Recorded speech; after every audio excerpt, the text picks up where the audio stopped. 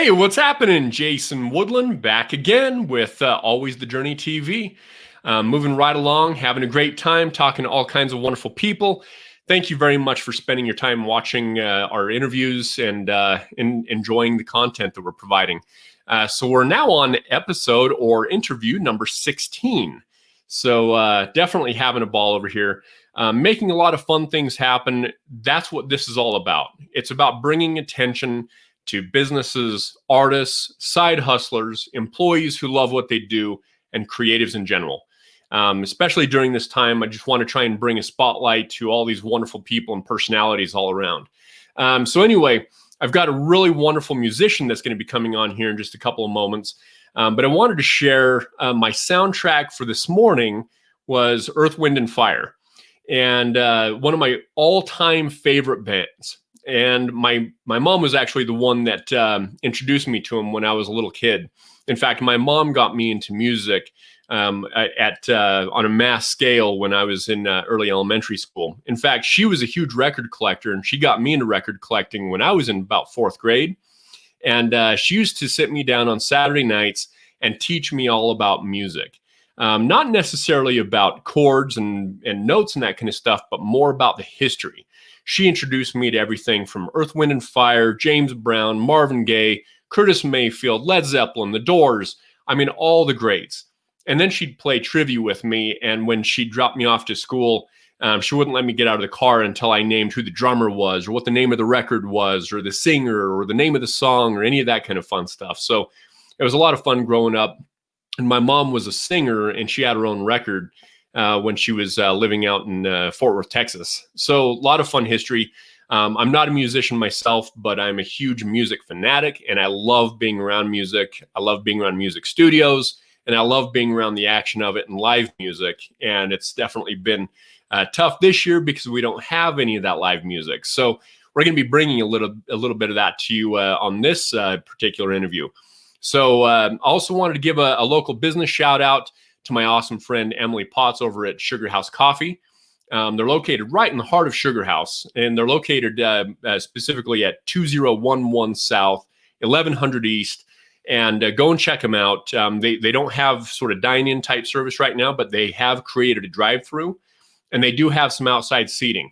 And they've got really good parking in the back there. So you just go down, check them out. They've got all kinds of fun, obviously coffees and teas, and they've got all kinds of, good for you type drinks, green juices and all that kind of fun stuff. And they've got a pretty robust menu of food. So definitely check them out. So anyway, without further ado, I'd like to run through an introduction of my very dear friend, Robert Devins. We've known each other for many years. He's based out of Salt Lake City. He started making music when he was just 14 years old. So he's been around the game for a long time. He started releasing music in the early 2000s with Anode, a techno record label ran by Ron S., based out of St. Louis, Missouri.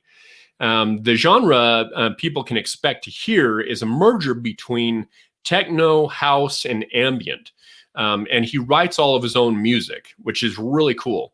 One can experience a rich piano melodies floating above meticulously designed evolving synth pads that could lead you on a path to a techno and house trip and beyond.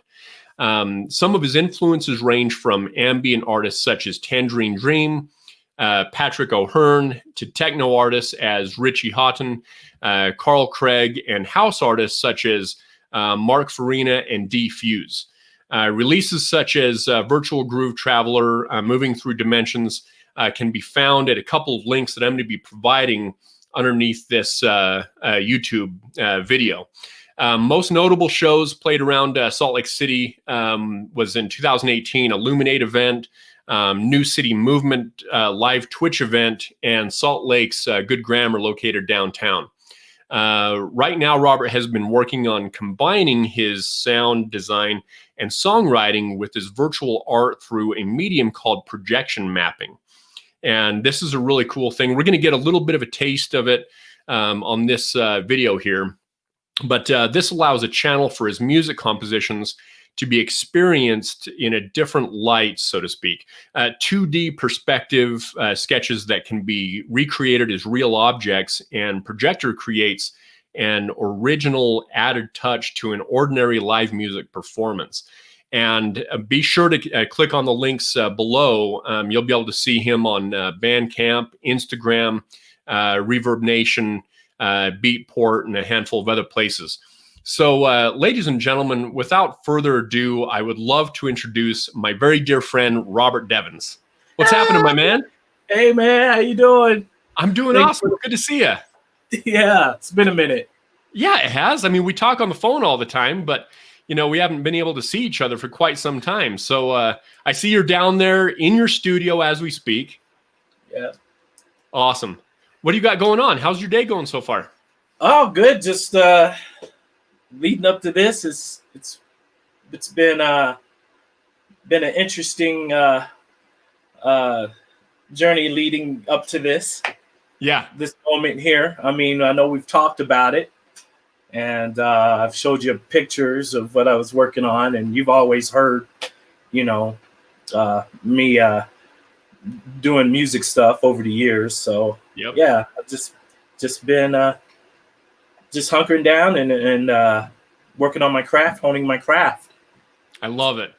And you use the word meticulously in your bio, and I love that because you are definitely one who is extremely meticulous with your work. And I miss you and my dad doing jam sessions over at his house. I can't wait for those days to be able to come back. Yeah, most definitely. Yeah, we've kind of stopped doing that for a minute, but what's really what I'm really looking forward to is, after this COVID stuff, is actually jamming with a lot of my friends and other artists in person. Yeah, that's that's something I'm really looking forward to.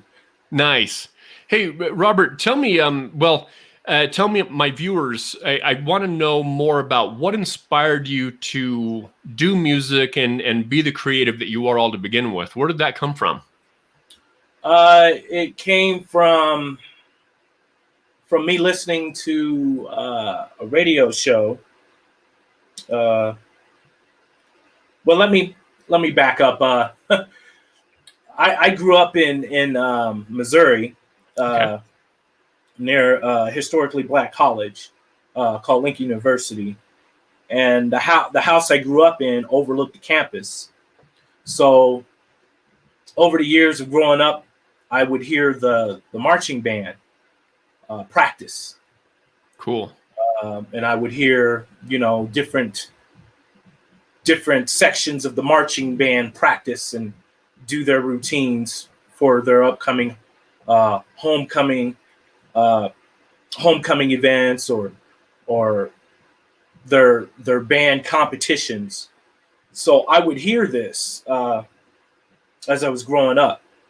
And then, of course, my parents influenced, you know, me with their records and vinyl. My mom collected vinyl. She was always like, "Boy, don't mess up my vinyl records," because I'd always see these DJs, you know, manipulating the records, and my mom's like, "You don't do that to those records. You scratch them up," because she didn't have the turntable to do that, or the needles to do that, and I didn't know what I was doing. I was just looking at you know, the DJs on TV. But my mom collected a lot of records. My dad would play the harmonica around the house. Oh, cool. So I got influenced by just sound in general that way. And then moving forward, my dad passed away when I was 14. So I was listening to a lot of new age music at the time to help calm myself. Yeah. So I was inspired by listening to those radio shows, musical star streams in general, Hearts of Space, and I got inspired to do to do that stuff by listening to what I was hearing, and I was like, I want to do this. So it just so happened that after my dad passed away, one of my neighbors had a Juno 106 synthesizer, which is a classic analog synthesizer from the 70s. And I started learning and experimenting with synthesis at 14 and understanding, what the envelope does, and what certain aspects of ADSR, attack, decay, sustain, release, how that affects the sound. And I was doing this while going to high school. And Nice. So I got bold and started doing talent shows in high school with that keyboard or that synthesizer. Nice. Doing things in real time. And then after I graduated from high school, I started doing more techno type stuff, and getting exposure by playing out in the local bars where I grew up. And let me tell you, man, back in the 90s, people weren't too susceptible to to the sounds I was doing. And because your stuff's a little bit unique. You were doing some live PA kind of stuff. Tell me a little bit more about your style. It's a journey with ambient in mind, but with the notion that if you listen long enough, things will change in time. And we have these wonderful technologies that allow us to carve and shape sounds and stuff. And the software that I use, I mean, it's like a lab. It's like you're creating worlds. Yeah. Well, Robert, can you share with us a little bit of some of your music and some of your projection mapping, maybe for just a couple of minutes? Yeah, sure. I'll go ahead and turn this light off here. Okay, cool.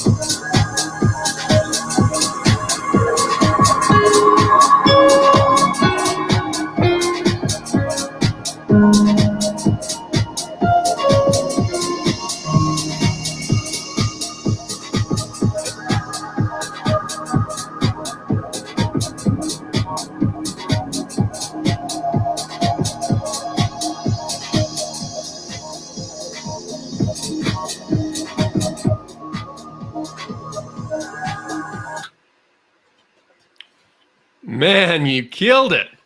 Was that 2 minutes? Oh man. Well, I'm extremely excited because you can actually hear it really well through this video recording. So I was really excited about that.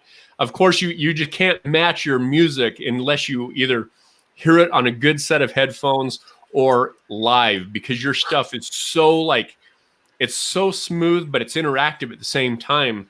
And Yes. I've always Yes. loved watching you play music, because I mean you just come alive when you start building and creating. It's awesome. Yeah. Thank you.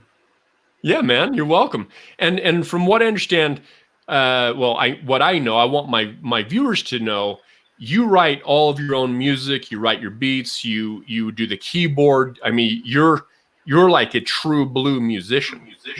Yeah. Yeah. I've I've played in bands, rock bands. I've DJ'd weddings, produced people's podcasts, intros. I mean, yeah, I mean it's in my blood, and this COVID thing kind of really put a damper on things, but it also allowed me to think about what more could I offer, as an artist and musician, and how could I package it in a way to where, when this COVID thing is over with, maybe I can get some other shows. And so, yeah, like I said, this has been in the plans for over 10 years now. Yeah. And I started drawing 2D sketches. I don't know how old this drawing is, but I drew it with the intention of using my sketches in my music. Okay, So, in the projection mapping concept, is that right? yeah, and that's what you see in the background is a replica of a 2D sketch that basically is it's just styrofoam, and I just mounted it into the wall to where it's protruding out to give it a almost like a 3D feel when the light is projected onto the surface. So you draw those and then have them built in that sort of 3D manner. Is that correct? Yeah. I draw them with the intention of knowing I want to recreate it as a physical object to use in my projection mapping, and it helps when I walk into this room. It's a different world, literally. And then when I write, when I do my sound design and add video effects, and everything comes to life just like you saw. Mm-hmm. Like it's an experience, and that's what I want to be able to express. Yeah. It's an experience, and this is something that's not just a music performance. It's an engaged visual journey as well. Yeah, exactly. So, what are some of your plans with the music? I mean, where do you want to see this go? Like I said, with this COVID thing, it kind of put a damper on things, but it also, you talk about finding some good in the bad. Yeah. Where I want to go with this is start putting up more videos, Nice. YouTube, Instagram, and just start off slow. Release new songs with this backdrop in mind. Yeah. And over time, eventually get out and actually do shows with this. Nice. I love that. So tell me, so you've got a lot of links where you can find your music. One of those is Reverb Nation, right? Yes, Reverb Nation, Beatport. You can find me on there. Okay. Beatport's is the largest supplier and distributor for electronic dance music. Oh, interesting. Okay. And so you can find me on there as Brain Detergent. That's one of my project aliases that I've performed and produced under for years now. So you can find some Brain Detergent there. You can also find Brain Detergent on SoundCloud. And Instagram, of course, too, to find you, right? Yeah. People can find me on Instagram, Brain Detergent. It's all one word. YouTube. Let's see what else. Facebook. I mean, if people want to reach out to me, they can reach out to me through Facebook or Instagram. Robert, where did the name Brain Detergent come from?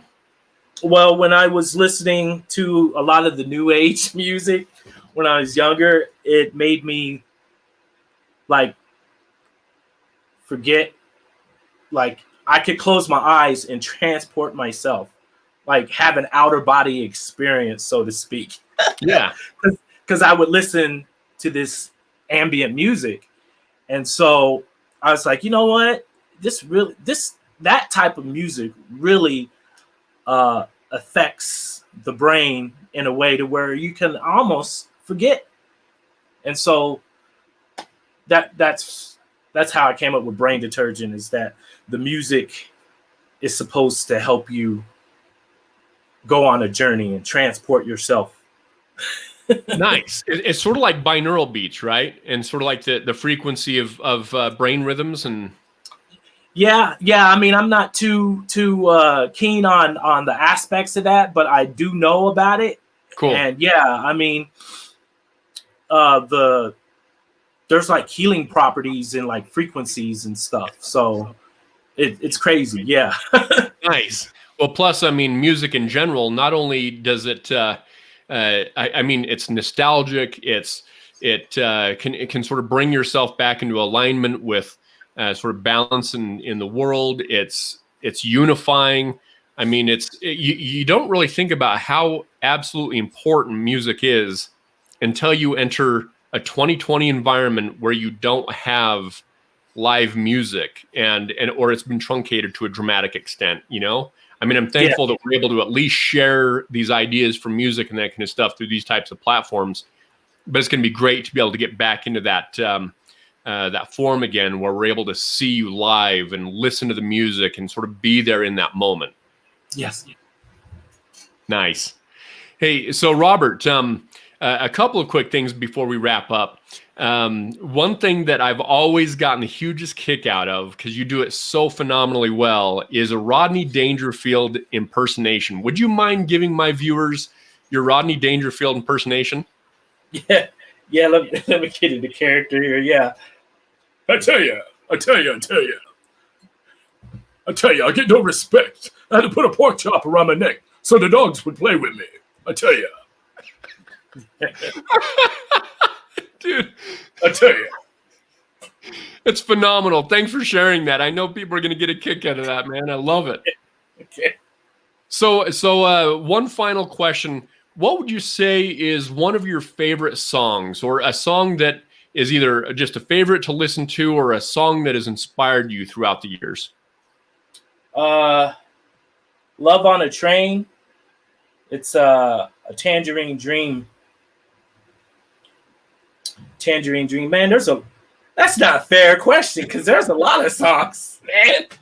It's not a fair question, dude, for sure. I can't narrow it down to one. I mean, I just did, but it's like, man, there's so many others too. I mean, from an ambient aspect, yeah, Tangerine Dream, Love on a Train. And then I guess, shoot, there's so many It's techno tough. and house songs out there. I mean, man, I'd have to say that's my favorite one, is Love on a Train by Tangerine Dream. Okay, cool. I'm sure Go I've heard check it. it out. I'm going to pull it up and check it out again. Yeah.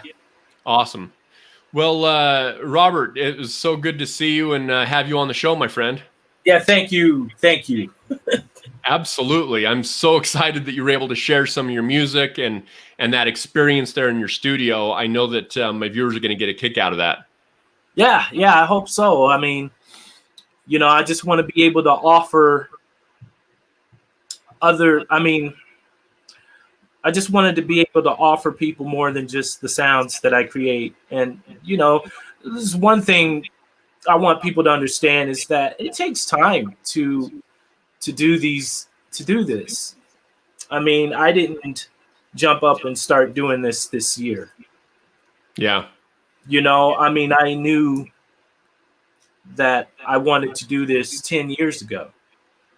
And technology has came afar, man. I remember trying to do computer graphics on an Amiga 1200 computer and then connecting my Juno 106 keyboard synthesizer, to do multimedia type presentations and live stuff. And it's just, we've come afar with technology, and it's all about that journey. You know what I mean? Like you show. Yep.